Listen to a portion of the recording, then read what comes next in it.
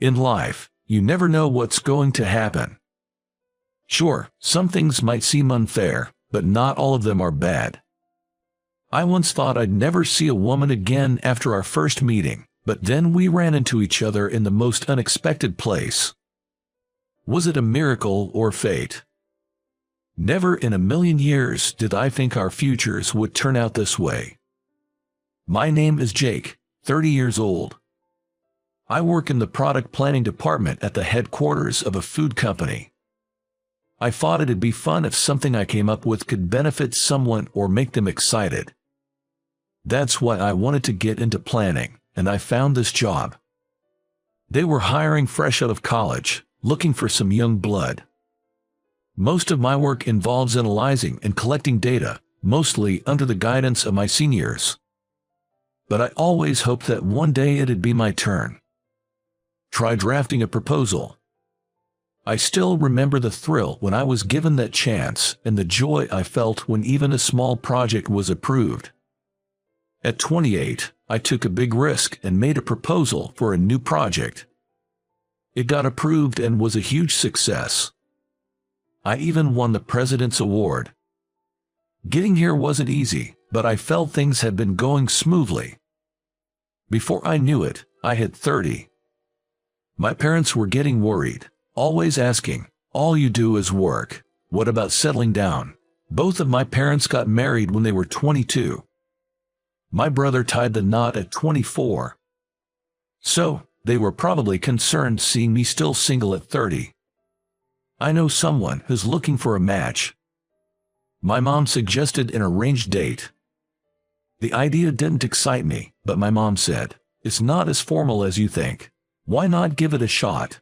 Apparently, she had already shown that person my picture. I was annoyed she did that without asking, but she said the response was positive. The woman's name is Catherine. She's 28 and works as a nurse. I'll send you her picture, take a look. My mom, sounding quite excited, hung up the phone without waiting for my response. Soon after, a picture and a message were sent to my cell phone. She's the one in the middle. It looked like a fun pic with her colleagues. She had her hair neatly tied up, and her smile was radiant. My phone buzzed again, a message from my mom. "Jake, she's totally your type, right?" My brother had seen the photo too and thought Catherine was right up my alley. That's my brother. He hit the nail on the head, and I couldn't help but laugh out loud reading my mom's message. To be honest, I've been so consumed with work since starting my job that I haven't been dating. Now, I'm not even sure how to go about finding someone. I do think about getting married someday. I felt like maybe it wouldn't hurt to just meet up once. It seems the lady in question, Catherine, isn't keen on a formal arranged date either. The idea was for the two of us to meet up and maybe grab dinner. We decided to have a date, but just the two of us without any matchmakers. We exchanged contact information and set a date. It turned out both of us were free the following Saturday. I was looking forward to the day we'd meet. However, on the day before the date, an unexpected situation arose. "You've got a transfer order."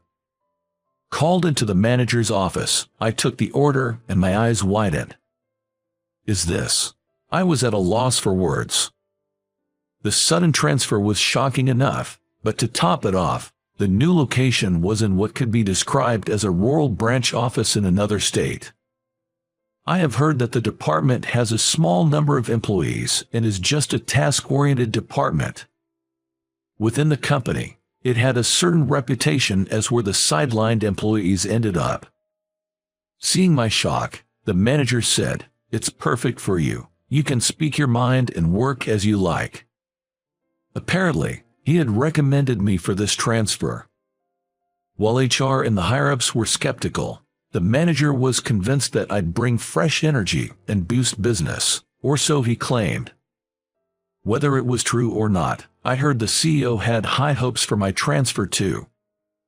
"You're lucky," the manager said with a smirk. Why did this happen? That's when it hit me after hearing the words, "You can speak your mind and work however you want." Ever since I won an award within the company, the manager's attitude towards me changed drastically. "Hey, Jake, where's that report I asked for?" Looking back, that was the beginning. "Which one are you referring to?" "You know, the one I asked for a week ago," he retorted, his brows furrowing with frustration. But I had no recollection of him asking, and it was rare for him to make direct requests. Without any specifics, he publicly reprimanded me. "Don't get ahead of yourself, all right. I don't know why the director lied about asking me to do it, but he just lectured me and left." There were no urgent follow-up instructions either. I figured he must have been mistaken. However, from then on, he became more confrontational, often making snide remarks. That's when it hit me. A while back, there was a project that the manager pushed through based on his whims. Most of its content was his brainchild. However, it resembled a proposal that had been rejected in the past. Other companies had tried something similar and failed, and it wasn't in line with current market needs. While many disagreed, no one dared to oppose the manager. I, however, offered him some advice. It seems he didn't take kindly to it. That's probably why he targeted me. I regretted speaking up, but continued to work diligently while trying to avoid upsetting him. Seems it didn't work. And as a result, I got what felt like a demotion. "You're moving in 2 weeks. Make sure you hand everything over properly." With that, the manager walked away with a spring in his step. Now, with this transfer looming, the arranged date was the last thing on my mind. The new location was out of state and seemed like a dead end for my career. I thought I should call off the date before things got serious. However, I had already made a reservation at the restaurant. Canceling last minute didn't feel right. And telling Catherine over the phone seemed too rude. I decided to meet her in person and apologize. The next day, I met Catherine in front of the restaurant. Seeing her warm smile made my heart heavy. We entered the private room I had reserved for the occasion. Immediately after sitting down, I said, "Hey." I informed Catherine that I received a transfer order yesterday, that the new destination is far away, out of state, and I was assigned to a lesser-known department.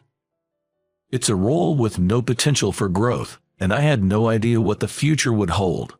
I couldn't possibly ask her to be okay with this. I also apologized for the inconvenience of meeting under these circumstances today. "You could have just called, but you took the trouble to tell me in person. I appreciate it, but since we're here, how about having lunch together?"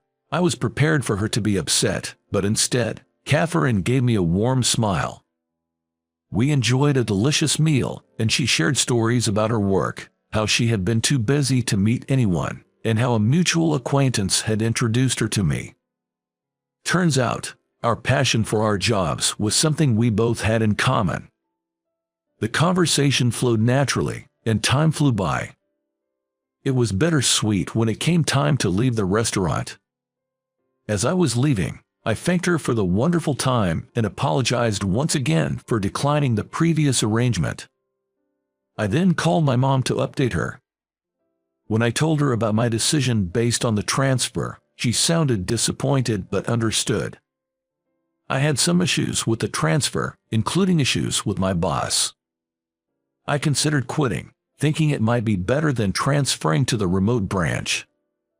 But I decided to give it a shot, and if things didn't pan out, I could always leave. I decided to do my best at the new location. And then a year went by. The rural branch, rumored to be monotonous. Indeed, it was less exciting than when I was in the product planning department at the main office.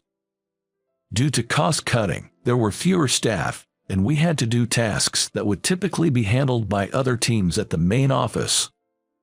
The workload was intense, and it felt like all of us were working like mules. Working overtime nonstop, I've been guzzling energy drinks just to keep going. It's been really tough on my body. And then, on a scorching summer day, as I was heading to the bus terminal, I suddenly felt unwell. I tried to sit on a bench but felt dizzy. I collapsed. I was suffering from mild heat stroke at this time. An elderly man nearby shouted, "Are you okay?" But all I could do was nod weakly. Then, I heard a familiar female voice ask, "Are you all right?" Unable to open my eyes, I just groaned. "Can you stand up? Sorry, let's get you to that bench over there." I felt hands supporting me, taking me to a shaded area. I don't know how many people helped me. They bought me water, fanned me, and took care of me. The woman who had spoken to me checked my pulse and felt my forehead to check my temperature. After some hydration and cooling down, I began to feel better. Once I felt a bit clearer, I thanked everyone, and they left. The helpful woman stayed till the end. "I'm glad you're looking better. Please go home and rest." I thanked her once more. "Thank you so much for your help." I looked up and met her eyes, and exclaimed, "Wait." She smiled. "I thought so. It's you, Jake, right?" It was Catherine. She had not recognized me initially, but noticed the resemblance once I began to recover. I hadn't been able to see her face clearly, and only realized now. "But why are you here, Catherine?" She mentioned she was on a solo trip, taking a break. "It's surprising you recognized me from just one meeting." We laughed about it. Seeing that I was feeling better, Catherine looked relieved. I wanted to thank her properly, but decided to rest for the day. She mentioned she'd be in a nearby hotel the next day. We agreed to meet up the next Saturday. And the next day, I called my office right after and took a proper day off, and my body recovered. I let Catherine know that I was feeling better. While eating at a recommended upscale restaurant, I asked Catherine why she was traveling alone. Catherine wanted to be healed by nature while taking in the sights of various regions. But I could sense a hint of sadness in her expression. I'd get pretty worn out, so I took some time off on a whim. Catherine said that, though her smile looked forced. "How about you, Jake?" She shifted the topic to me, and I shared my recent happenings. I talked about my less satisfying job compared to before, and vented a bit. I realized how much I love the projects I used to work on. I'm not quite content with my current environment. When I first transferred here, I was determined to return to the main office and make a mark, but lately, I've been thinking that maybe trying something different might not be a bad idea. Hearing that, Catherine mused, "Maybe I should come over here. The air is fresh, and it's comforting." She looked distant. Her expression was still somewhat downcast. "What happened?" I asked out of concern. It turned out that her solo journey wasn't just for vacation. Catherine is a nurse at a major hospital.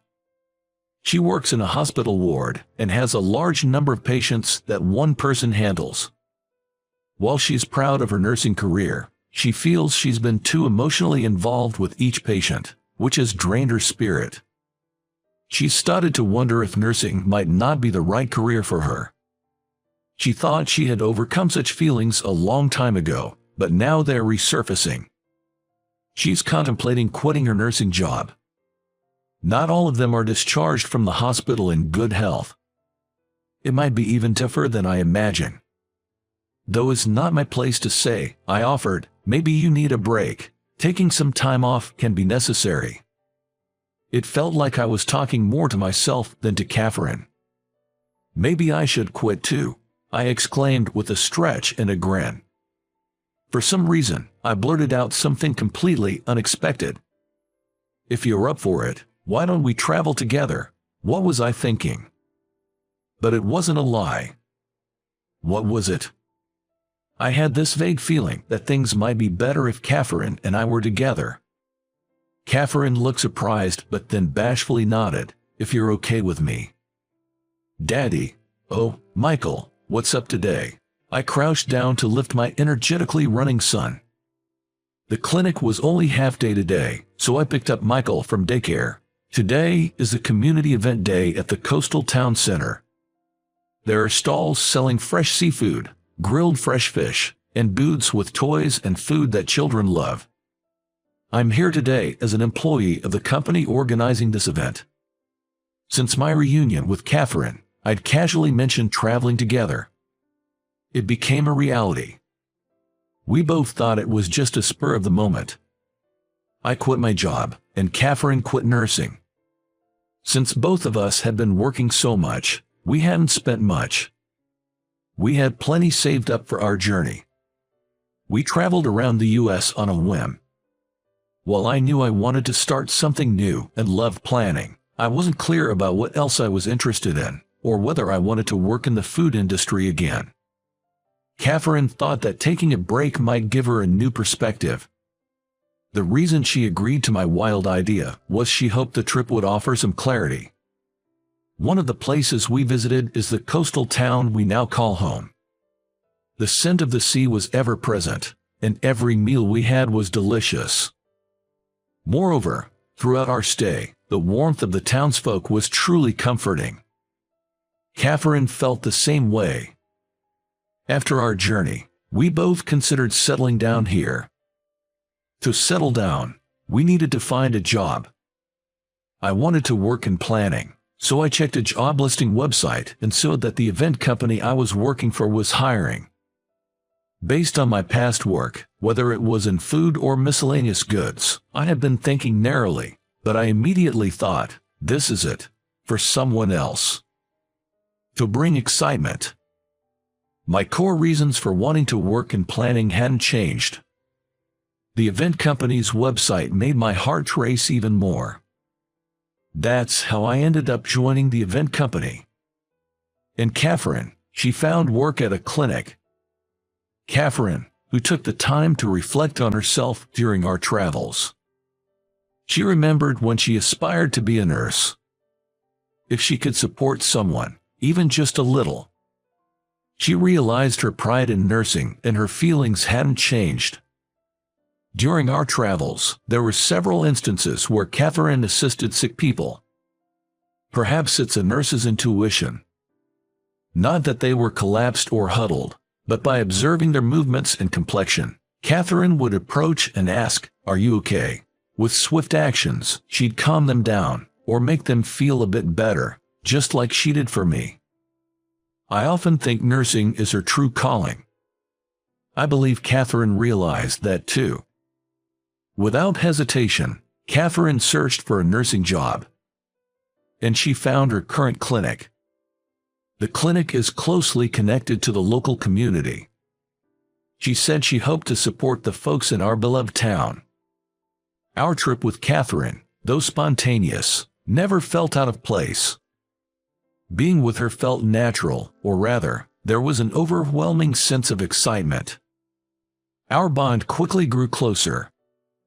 After living in this town for a while, with the thought, if it's with Catherine in mind, I made a heartfelt confession, almost like a proposal, asking, "Would you stay with me from now on?" To my joy, Catherine felt the same way. We dated for about a year, and then we got married. And then our son, Michael, was born. By the way, my family wasn't surprised when Catherine and I got married. They had anticipated this from the time we started our trip. Especially my mom and older brother, they still claim they played Cupid. Catherine's family is also supportive, happy to see her smiling, even though we're living far away. Had I not met Catherine, I might not have taken such a bold step. Looking back, that unexpected job transfer might have been a turning point leading to this happy future. Far from being a demotion, I think of it as a promotion. But the courage I had at that time is still a mystery to me. What was that about? It was strange, right? Catherine and I often reminisce and laugh about it.